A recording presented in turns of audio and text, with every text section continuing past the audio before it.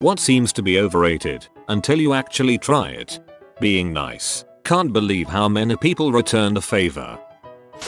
Getting skincare that actually works for you instead of whatever is convenient. I had terrible acne for years and I would just use whatever skincare I got my hands on instead of finding something that actually cleared up my skin. 2 things work: boots, shoes and quality underwear. If you work on your feet, do not skimp on your footwear. It saves on fatigue and body aches. Just for starters, I am currently wearing the ugliest pair of boots I've ever owned, just because they were the most comfortable pair I tried on while shopping. They are work boots. Who gaff what they look like? They will be filthy on the first day at a construction site. As far as the underwear, once you wear a good quality pair, you'll never want to go back. Good headphones. You'll hear little nuances in music you've heard hundreds of times before but didn't notice. A weighted blanket. A good sound system to go with a TV. Many fancy, expensive restaurants. I've always been frugal. After marriage I've joined my in-laws on several occasions for nice dinners. My taste buds are still in shock at the flavors that exist among foods I've eaten all my life. There is a true art to cooking that can't be replicated without years of education and training. On the other hand, hole-in-the-wall places. Some of the best cheap foods are gonna be served by a lovely grandmother in an alley tenement or a food truck parked in an unused auto body shop parking lot. People always say that you should try the locals' food, and I absolutely agree. If a place seems sketchy, but there's a line at 1 AM, the food is gonna be good.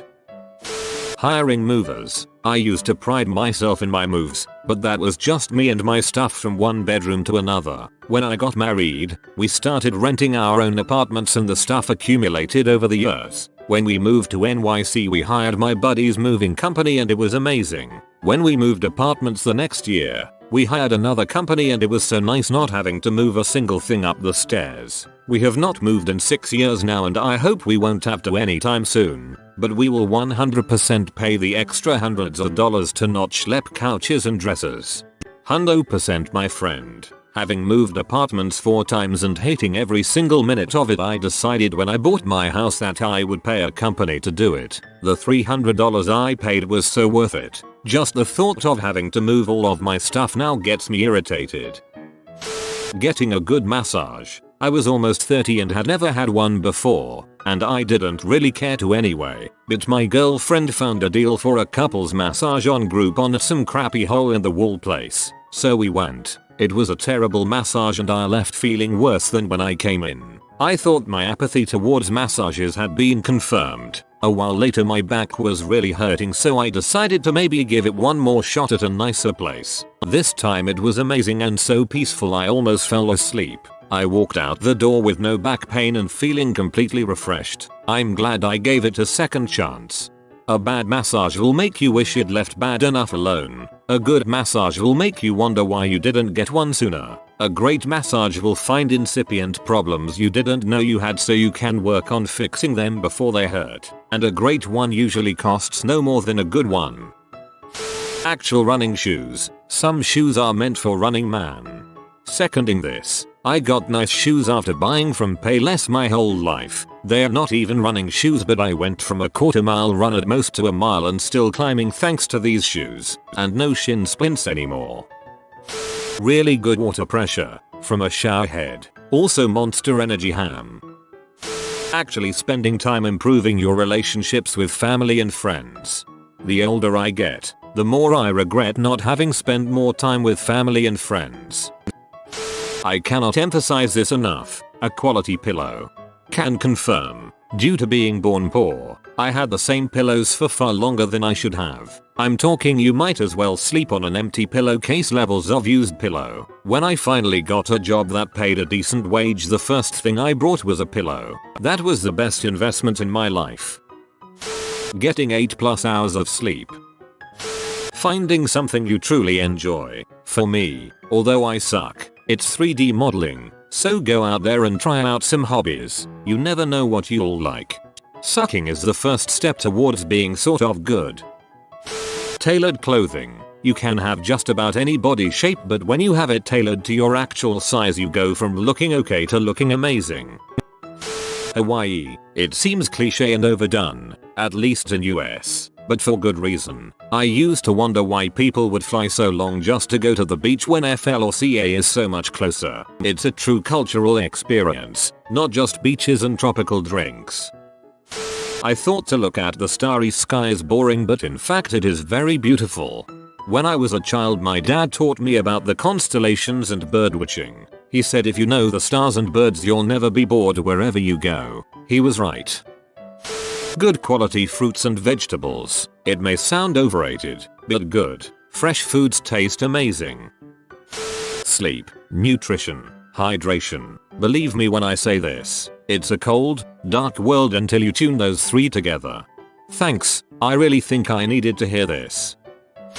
Going to bed early as frick.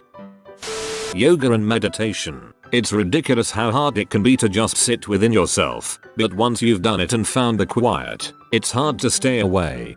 I was gonna say this also. The thing is, you get better at it the more often you do it, and what begins as almost a chore evolves into something you look forward to because you know how great you're gonna feel afterward. Exercise. Drinking water. It's amazing how much better I feel when I consciously choose to drink more water.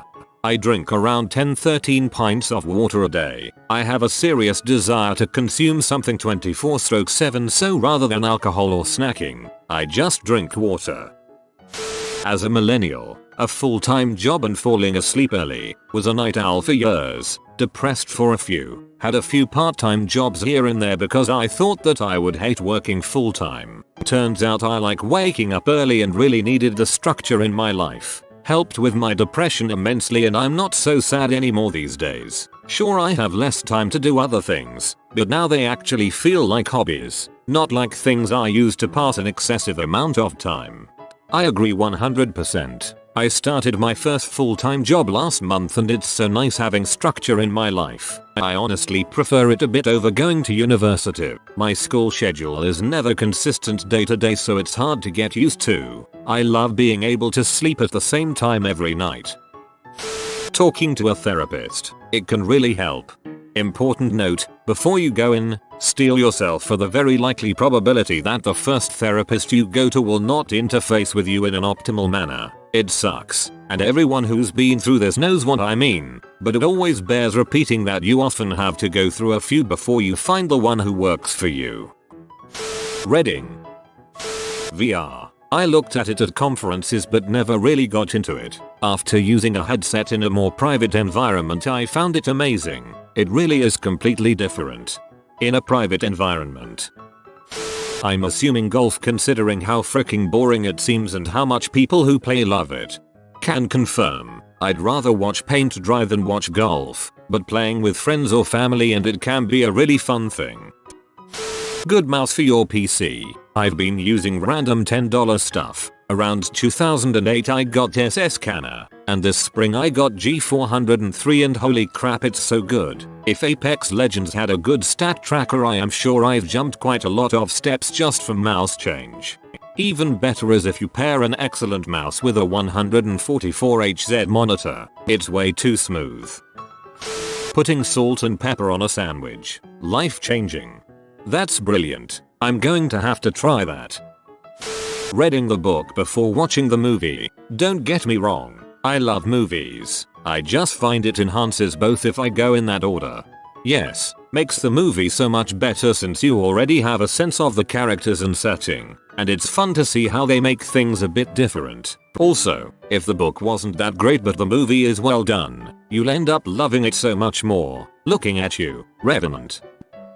Not being poor. Now I'm lower middle class, and that money makes all the difference in the world for my health and happiness. Who would have thought? Money can't buy happiness should really be money can't guarantee happiness all the time for everyone, because holy crap, can a little money buy a lot of happiness when you have none. Nice crap for yourself, like a shower head, nice sheets, matching cups, a good wardrobe, healthy meals, exercise. When you put together any one part of this, it seems like nothing, but after 9 months and you've improved all of these small things, your life will feel way better and your dates and friends will really notice. Into the Spider-Verse. I was incredulous when my brother told me it was one of the best movies he had ever seen, and then I saw it. It's my favorite animated movie now, possibly my favorite movie in general.